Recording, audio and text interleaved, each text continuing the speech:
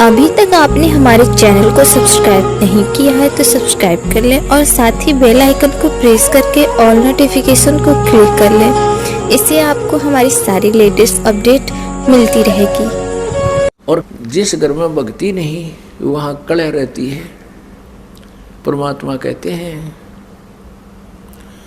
मतलब के बिना कोई नहीं प्यारा, स्वार्थ के बिना कोई नहीं प्यारा। जब तक बैल चले हड़िए में तब तक डालें चारा। जब तक बैल चले हड़िए में तब तक डालें चारा। वृद्ध होवे जब नाथ काट दे वो घर घर लाठे खारा।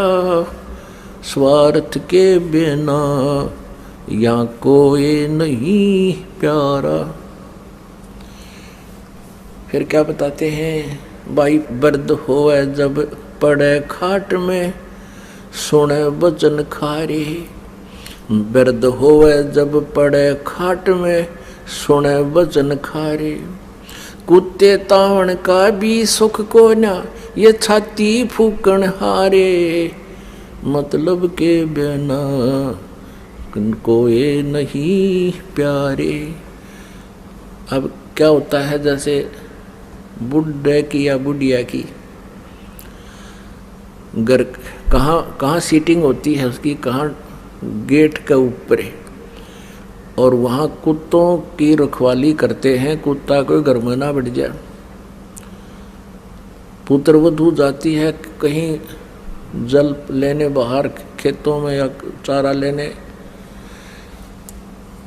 और पीछे तो कुत्ते बढ़ के दूध खराब करके, कोई रोटी खराब करके वह पुत्रवधू आई, भीतर देखा तो उसने देखा कि तो कुत्तों ने सारा काम बिगाड़ रखा है। तो फिर बुढ़िया पे गुस्सा उतरा करे, अब तुमने मेरी छाती फूक दी, मेरा लहू सुखा दिया, तुम्हारा इतना सुख भी को नहीं, तुम कुत्ते ता दो, कुत्तों को हटा दो।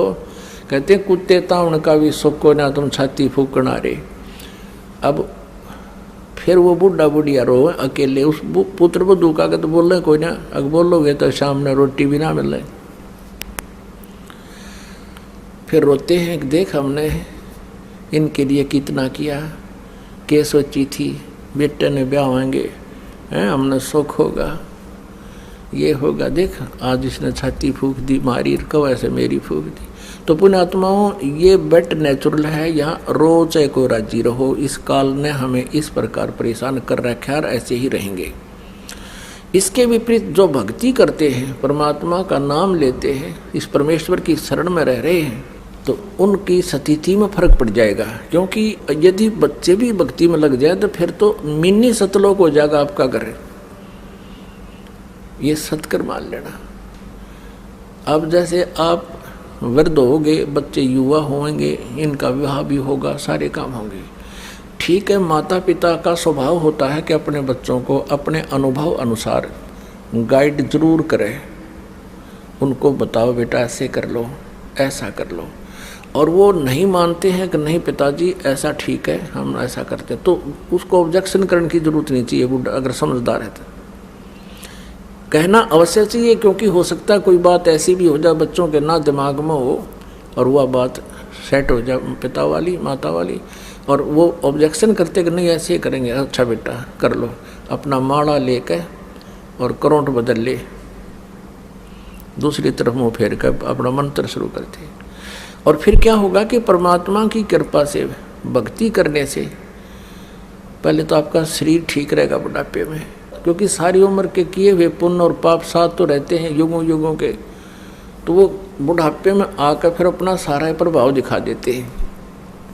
भगवान की भक्ति से फिर एक नारी शक्ति प्राप्त होती है, आत्मा और शरीर को कष्ट रहित भी होता है, और बच्चों के अंदर भी परमात्मा दयालु दया भर देता है।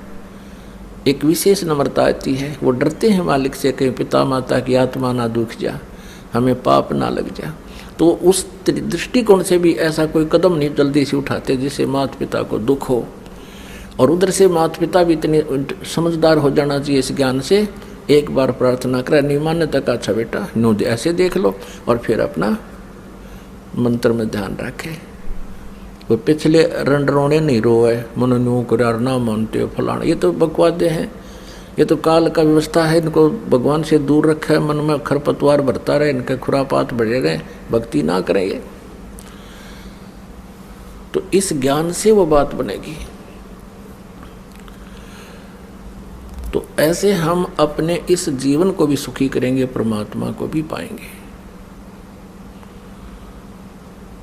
तो पुण्यात्मा, हम यहां आकर के काल के जाल में हम फंस गए, और अंत समय में हमने यहाँ से जब चलना होगा, आपके ऊपर एक रहम होगा यूँ भी कि बुढ़ापा कंपलसरी और आवश्यक है इस भक्ति के लिए, क्योंकि जब तक आप युवा हो, ये जो दास बोल रहा है ना, एक एक वचन से समझना जैसे अनमोल और सत्य।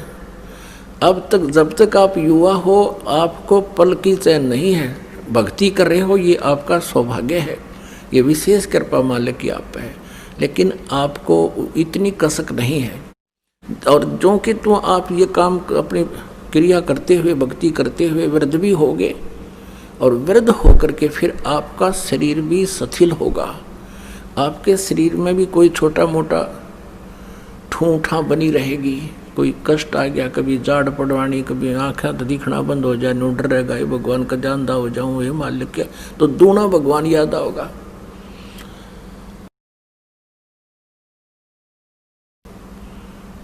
ये वचन जो आज दास बोल रहा है, ये उस समय सारे ऐसे हो जाएंगे जैसे रजिस्ट्री कराए पाछा पक्का काम हो जाता है।